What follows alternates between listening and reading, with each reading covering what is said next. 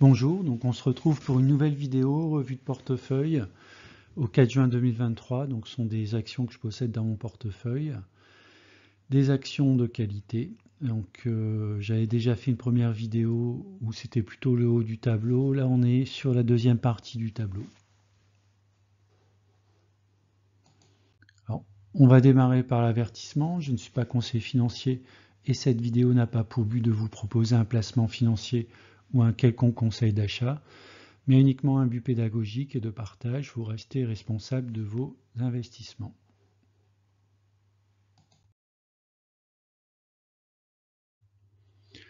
On va démarrer par Orange. Alors, Orange, si on regarde la droite de régression, j'ai peut-être un petit problème d'échelle, mais globalement, on voit quand même que c'est une action qui n'arrête pas de baisser dans le temps. Donc, si on est sur un investissement très long terme, on a perdu de l'argent sur les 20 dernières années, ça c'est clair. Alors maintenant, si on regarde, donc le cours théorique est à 9,12 € pour un cours actuel de 11 €, donc on est un petit peu au-dessus du cours théorique, plus un sigma situé le cours à 13,68 et moins un sigma, bon 4,50 à mon avis, on n'y est pas, mais en tout cas la valeur théorique autour des 9,12 €. On voit que dans le temps, l'action a quand même été souvent en dessous de sa valeur théorique. Alors, les cours ne prennent pas en compte le dividende. Alors, bien sûr, si on est dividende réinvesti, je pense que la pente, elle doit être légèrement positive. Si on regarde maintenant sur un scope un petit peu plus proche, donc depuis le mois de mai de l'année dernière, on voit clairement que l'action évolue dans un range entre globalement 8,65-70 € et légèrement en dessous des 12 € qu'on a touché une première fois au mois de juin de l'année dernière et également au mois de mai de cette année, un petit peu avant le mois de mai d'ailleurs, avant le début du mois de mai. Et puis à l'intérieur de ce range, on peut voir qu'on a des supports et des résistances qui se situent autour des 11 € et un petit peu plus bas autour des 10 €. Donc l'action est actuellement autour de son support, c'est un support hebdomadaire, en bleu hebdomadaire, en violet plutôt mensuel. Donc c'est pour les personnes qui n'ont pas d'action, ça pourrait être une zone pour prendre une première louche, on va dire. Moi pour ma part, donc j'ai un prix de revient qui est relativement bas. Donc ce serait plutôt la zone entre 11 et 12 € serait plutôt des zones d'allègement, sachant que moi ma cible pour commencer à acheter ce serait plutôt le trait bleu, donc autour des 9,50 €, peut-être un petit peu moins, avec un renforcement si l'action descend en dessous des 9 €.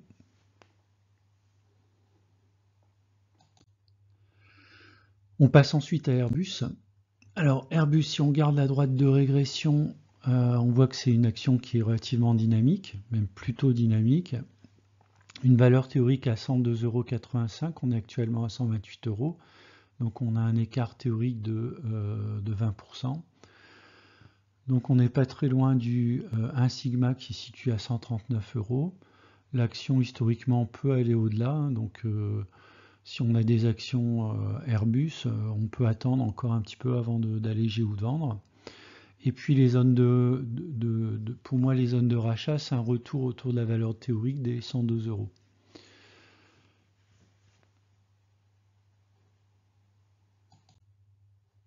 Alors si on regarde dans le détail Airbus, donc on voit que depuis on va dire le mois de septembre 2021, on évolue dans un range qui se situe entre 88 et 120 €.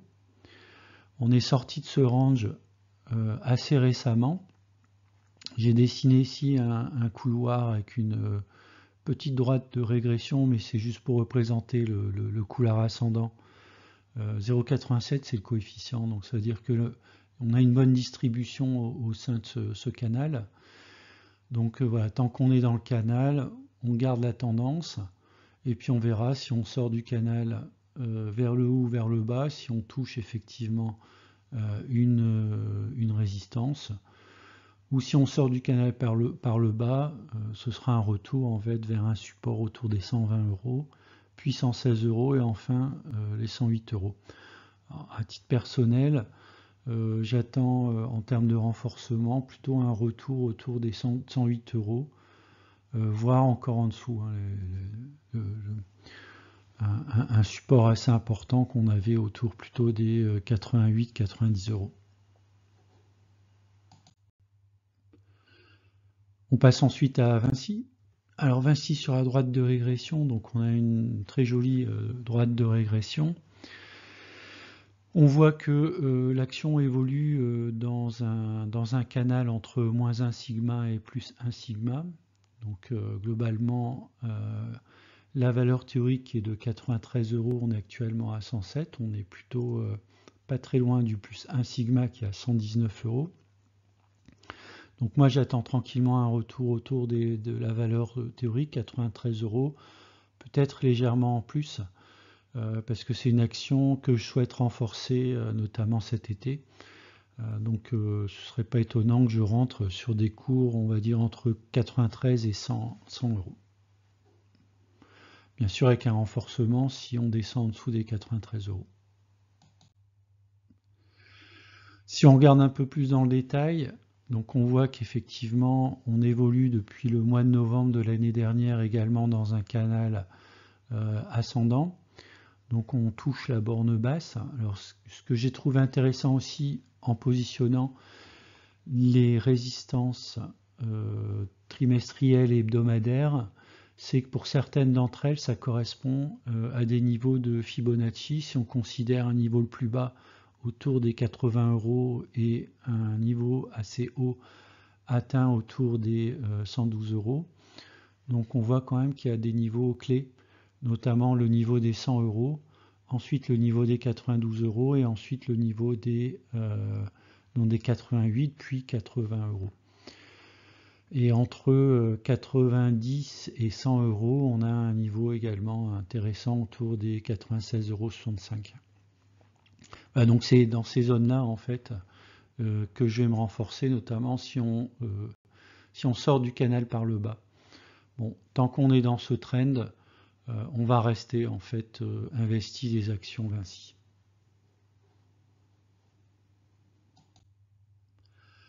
Eurofin scientifique, très belle action également. Donc une valeur théorique de 65 €. Donc on voit qu'elle a connu un pic avec la période Covid, hein, notamment au niveau des capacités à faire de l'analyse en fait sur le Covid. Là on est revenu à peu près sur les cours de la droite de régression. La valeur théorique c'est 65,17 € avec un cours autour des 61 €. On est à peu près en fait à son cours, légèrement en dessous. Sans doute à peu près au niveau de son cours si on pouvait gommer en fait la pointe là qu'on a à plus de 2 sigma autour de la fin, je crois, de 2021. Alors si on regarde un peu plus dans le détail, on voit que l'action a évolué dans un range, évolue dans un range entre 58 et 72 €, avec notamment depuis, on va dire, le mois de mars, donc un range qui se situe donc autour des 58 €, 66 €, avec un point moyen à peu près sur les 61,60 € qui est le cours actuel. Donc là, soit on attend le bas de range, c'est ce que je fais pour en racheter en dessous de 60 €, idéalement même sur le support autour des 58 €. Alors là, je suis un petit peu en retard sur mes investissements sur Eurofin Scientifique. Donc c'est pour ça que j'essaye d'en acheter dès qu'on franchit à la baisse les 60 €. Soit pour se charger, soit éventuellement pour alléger dans un premier temps autour des 66 € et dans un deuxième temps autour des 72 €.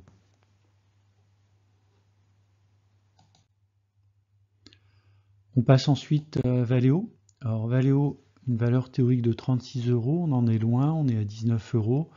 Donc ce qu'on peut voir quand même graphiquement, c'est que c'est une action qui fluctue énormément.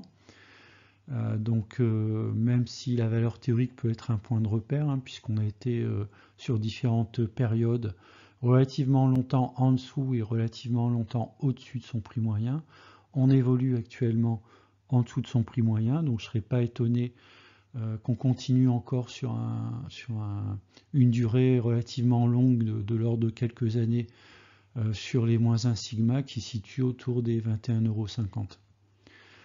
Donc moi, ma stratégie en fait sur Valeo, c'est notamment de faire des allers-retours. Effectivement, si on regarde sur un laps de temps plus court, on va dire sur les 2 dernières années, on voit qu'on est dans un range identifié entre, alors vraiment au plus bas, on va dire autour des 15 euros, au plus haut autour des 35 euros. Et puis actuellement, notamment depuis début de l'année 2022, on évolue dans un range compris entre 15 euros et puis plutôt 22 euros. Donc moi, ma stratégie sur cette action, en fait, c'est de me renforcer sur les supports, notamment autour des 16 euros, 16,50 €. Un peu plus, bien sûr, si on descend, si on revient autour des 15 euros. Et puis d'aller m'alléger, notamment lorsqu'on va rentrer dans le range 19-22 euros. Voilà, je sais que j'ai eu pas mal de réflexions en fait sur le fait que je fais beaucoup de transactions et qu'il peut y avoir des frais de transaction. Alors ok, mais quand on regarde le comportement du range au niveau de l'action Valeo, je pense que ça vaut quand même le coup de faire des petits allers-retours, même si c'est pour gagner. Alors on va dire 3 ou 4 euros sur 16 euros. Bon, ça correspond quand même à des fluctuations de 20%. Donc c'est quand même pas négligeable. Et même s'il y a des frais associés, on est quand même gagnant. En tout cas, si on le fait 3 ou 4 fois, fois 20%, bah, on est quasiment à une plus-value de 100% sur un titre. On passe maintenant à SMCP. Alors SMCP, je ne fais pas de droite de régression parce qu'il n'y a pas beaucoup de signification.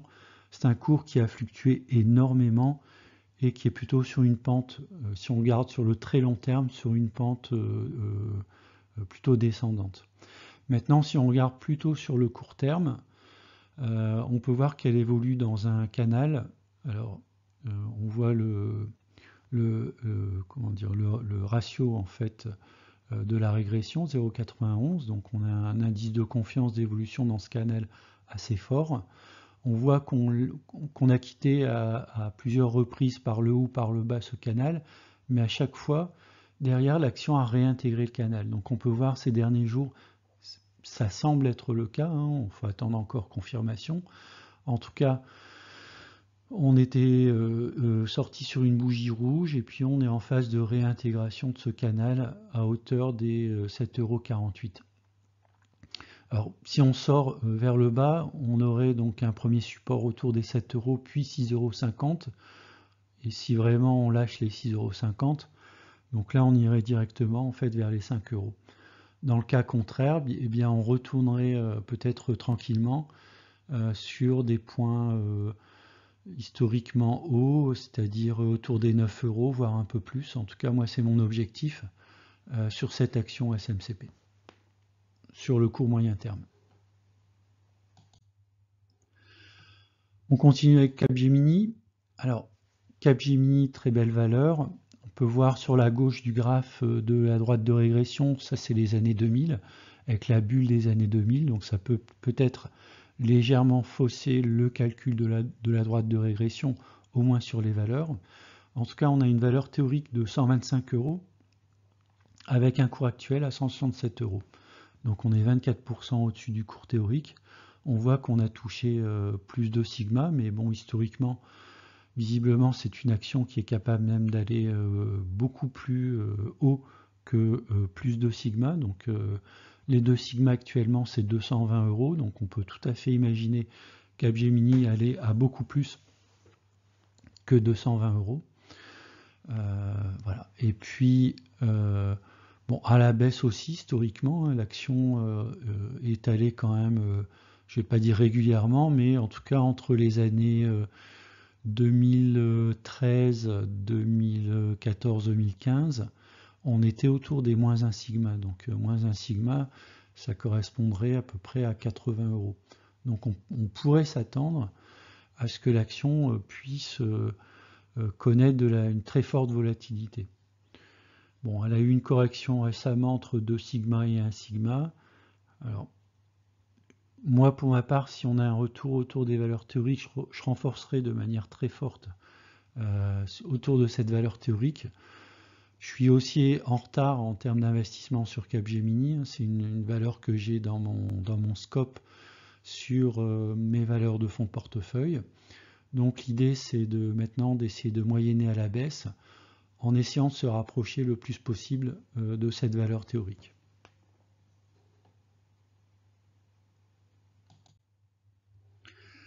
Si on regarde sur Capgemini, donc sur un beaucoup plus court terme, donc on voit qu'elle évolue également dans un range compris entre 150 euros et 195 euros. Donc l'idée, c'est essayer de se renforcer autour des 150-155 euros pour constituer des lignes. Et puis si on est dans une optique d'aller-retour comme on pourrait le faire avec Valeo, ça peut être une bonne idée à faire en tout cas de mon côté. Ce serait peut-être de surcharger autour des 150 euros et puis d'aller s'alléger en fait lorsqu'on va se rapprocher des 190 euros. Et également s'alléger lorsqu'on va retourner aussi sur des plus hauts sur la période récente qui se situe plutôt autour des 206 euros.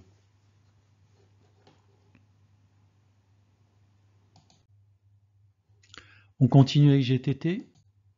Alors GTT, donc une valeur intéressante hein, parce qu'elle a une croissance qui est relativement régulière et elle évolue quand même assez proche autour de sa valeur théorique. Alors la valeur théorique est de 100 euros.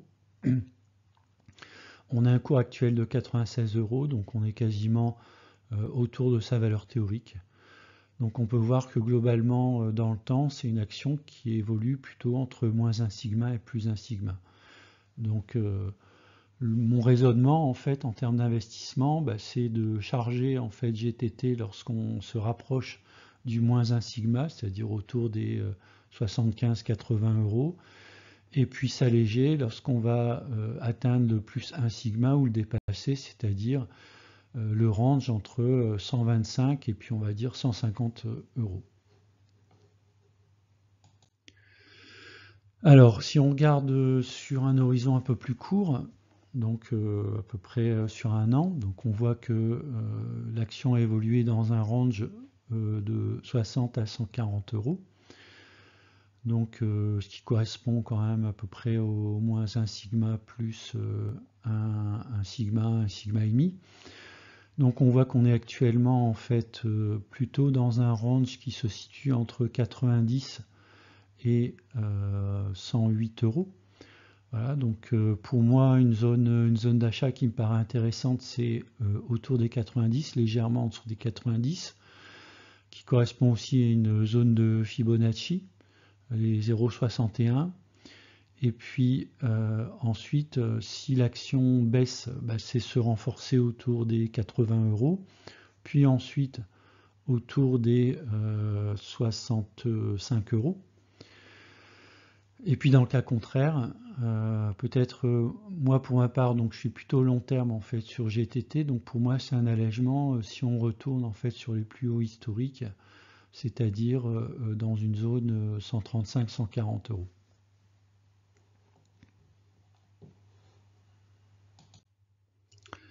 Alors on continue avec Michelin, donc c'est pour moi également une valeur de fonds de portefeuille, j'ai pas mal allégé.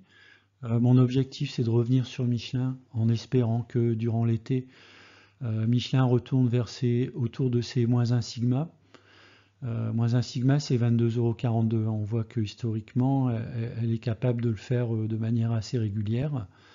Et puis c'est d'alléger en fait lorsqu'on va passer les plus 1 sigma, c'est-à-dire lorsqu'on va être dans une zone autour des 40 euros. On est actuellement à 27,43 €. pour une valeur théorique de 30 €, donc on est actuellement en dessous en fait du cours.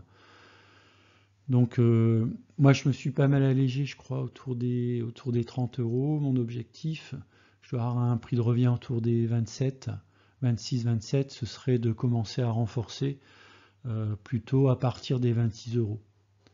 Alors si on regarde maintenant sur un cours un peu plus, une période un peu plus courte, donc mes zones de renforcement, effectivement, c'est plutôt le support hebdomadaire, hein, un petit peu en dessous de 26, 25, 25,5. Et puis pourquoi pas là prendre, me charger un peu plus si elle retourne autour des 22, 23 €. Avec une zone allègement, effectivement, qui se situe autour des 30, 31 €. En tout cas, ce sont mes objectifs en termes de renforcement sur Michelin. On continue avec Bouygues. Alors Bouygues sur le long terme, donc là c'est la courbe hors dividende, on voit qu'elle est légèrement, la pente est légèrement positive.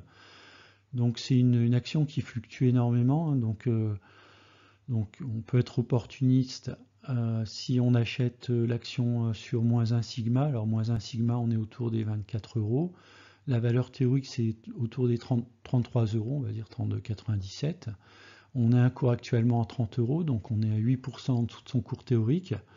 Bon, moi, je pense qu'elle peut encore descendre un petit peu. Mon objectif, c'est d'en racheter autour de la zone des 24-26 € pour effectivement alléger lorsqu'on est à plus 1 sigma, lorsqu'on va se rapprocher des 40 €.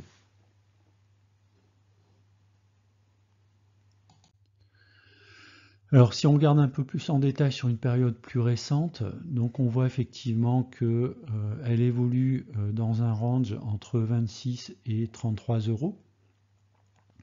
Elle a touché plusieurs fois le haut du canal, hein, légèrement en dessous des 34, et elle a touché une fois également la zone des 26, 26,50.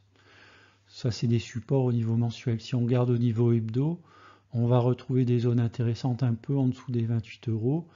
Et puis une zone qui se situe autour des 30-31 € sur lesquels on est actuellement.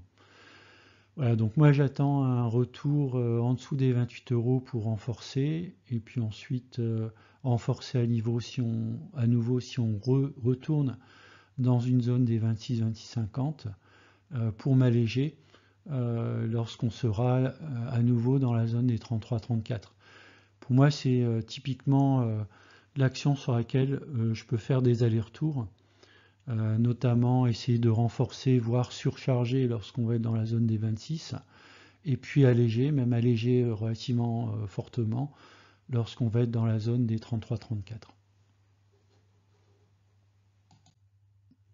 On va terminer par l'action Boiron. Alors l'action Boiron, effectivement, quand on regarde l'historique sur les 20 dernières années, c'est un petit peu bizarre. On voit qu'elle évolue sur des ranges. Donc si on regarde les années 2000-2003, on était dans un range entre plus 1 et plus 2 sigma. Puis ensuite, alors je ne sais pas ce qui s'est passé, une forte baisse. Puis ensuite, on a stagné pendant de nombreuses années entre globalement 2004 et 2011-2012 autour de moins 1 sigma.